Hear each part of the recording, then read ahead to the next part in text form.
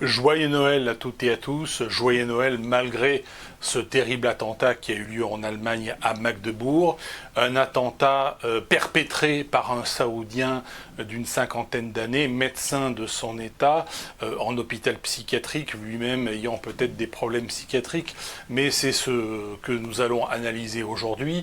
Alors la presse nous annonce naturellement que ce n'est pas un islamiste. Il vient d'Arabie Saoudite, mais après tout, il a pu être en apostasie vis-à-vis de l'islam.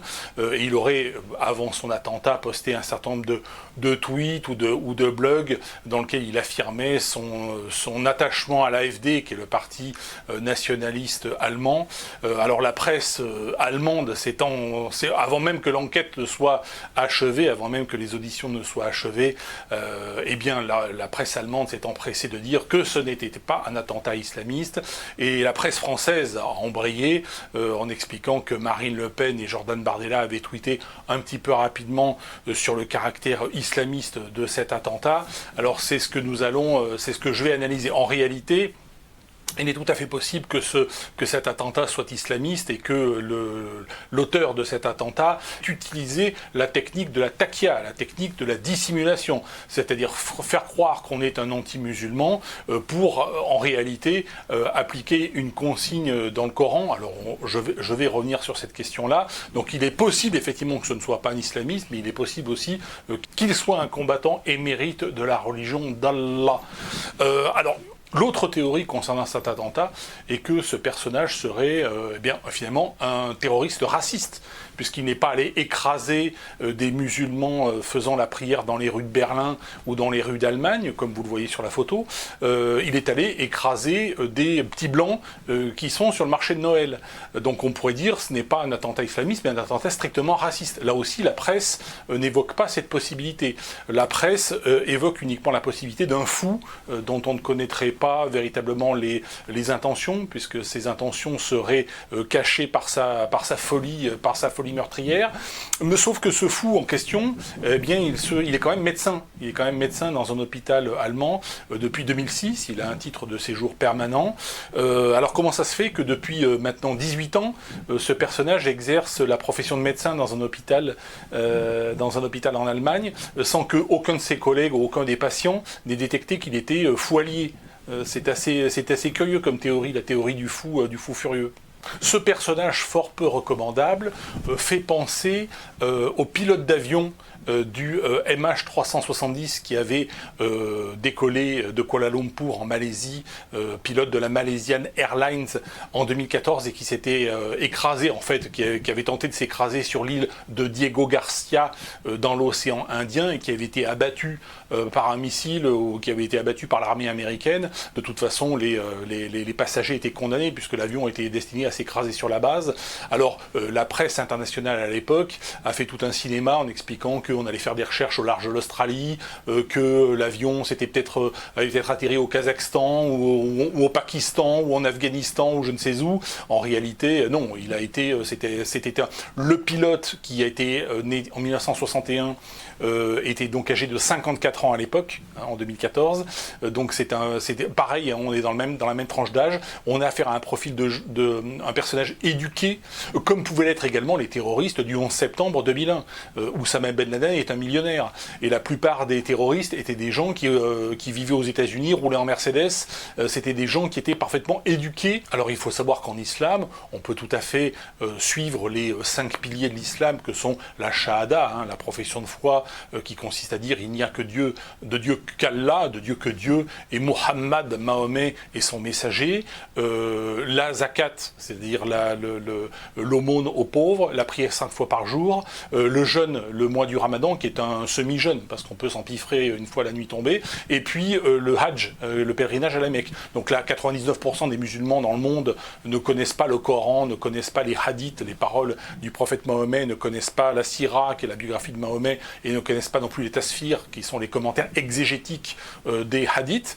Naturellement, ils suivent les 5 piliers de l'islam, mais vous avez aussi des musulmans un peu conséquents, lettrés, alphabétisés, et même plus qu'alphabétisés, lettrés, qui vont étudier cette religion, qui vont approfondir, et qui vont lire, par exemple, dans la sourate 9, verset 5, qu'il faut tuer les associateurs. Les associateurs, ce sont les chrétiens, ceux qui associent le Père, le Fils et le Saint-Esprit.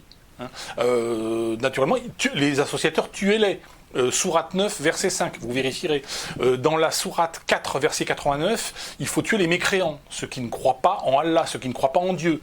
Donc les athées doivent être tués. Sourate 4, verset 89, vérifiez sur Internet. Dans la sourate 9, verset 111, il faut même tuer et se faire tuer. Le combattant de l'islam doit tuer et se faire tuer.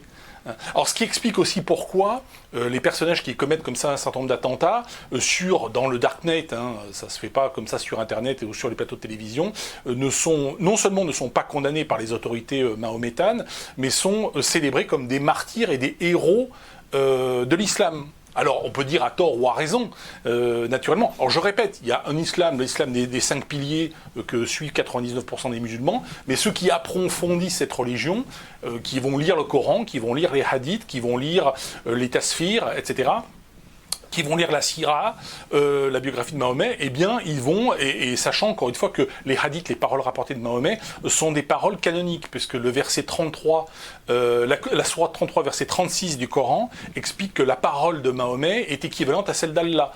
Donc les paroles des hadiths sont équivalentes à celles de Dieu, puisque le Coran est censé avoir été un texte incréé, diffusé sur terre par Allah, par Dieu, dans la croyance mahométane. Donc il faut bien comprendre que on a effectivement, dès qu'on entre dans l'étude des textes coraniques, des choses qui sont peut-être très belles et formidables, et encore une fois, dans la religion zoroastrienne, dans la religion aryenne ancestrale, on explique qu'il n'y a pas de... Le dogme, c'est qu'il n'y a pas de dogme, et quelqu'un qui prendrait une brique pour en faire son Dieu, si ça lui permettait de devenir humble et altruiste, et de ne plus être prétentieux et égoïste, eh bien ce serait une bonne chose. Donc effectivement, il y a peut-être des gens qui trouvent dans la religion mahométane, comme dans d'autres religions, dans d'autres croyances, la voie pour devenir humble et altruiste. Et ça, il n'y a pas de sujet par rapport à ça. Mais il faut savoir que l'approfondissement, quand on rentre dans les textes de cette religion, eh bien, on découvre un certain nombre d'appels au meurtre, tout simplement, ce qui est assez original dans l'histoire des religions. Petite pub au niveau de zoroastrisme, dans le chapitre 23 de zoroastrisme, vous verrez effectivement cette analyse, et notamment les fameuses sourates qui sont les plus problématiques en ce qui concerne l'islam, en ce qui concerne le Coran. Dans le zoroastrisme, il y a l'étude de toutes les religions qui ont encore des conséquences aujourd'hui. Ça va du shivaïsme qui a quelque peu disparu, qui est la religion ancestrale, mais également le dionysisme, le bouddhisme, le judaïsme, le christianisme, l'islam, la franc-maçonnerie. Donc voilà, il y a un panoramique complet. Et dans la catégorie islam, on comprend mieux ce qui peut se passer dans la tête de ces personnages qui sont des personnages instruits, qui ont la quarantaine, qui ont la cinquantaine, et qui vont se mettre à perpétrer des attentats, tout simplement parce qu'ils arrivent au bout d'une certaine logique religieuse et politico-religieuse. Ils sont allés dans l'étude des textes, et pour être tout à fait conséquents, eh bien, ils vont appliquer ce que leur demande le Dieu Allah. À partir du moment où, si vous croyez que le Coran a été créé été incréé, justement, et a été donné directement par Dieu, par l'intermédiaire de Muhammad, du messager Mahomet. Voilà. En attendant, encore une fois, joyeux Noël à toutes et à tous. Noël qui vient de Novis El, nouveau Dieu dans la Bible, qui est la transposition, bien sûr, du culte de Mitra, puisque Mitra est né le 25 décembre d'une vierge, je le rappelle. Donc c'est un attribut que l'on attribue dans le christianisme à Jésus, le sauveur, celui qui sauve de la mort, celui qui amène à la résurrection de la chair selon le dogme chrétien. Je reviendrai bien sûr sur ces sujets passionnants. Merci à toutes et à tous, et je vous dis à bientôt.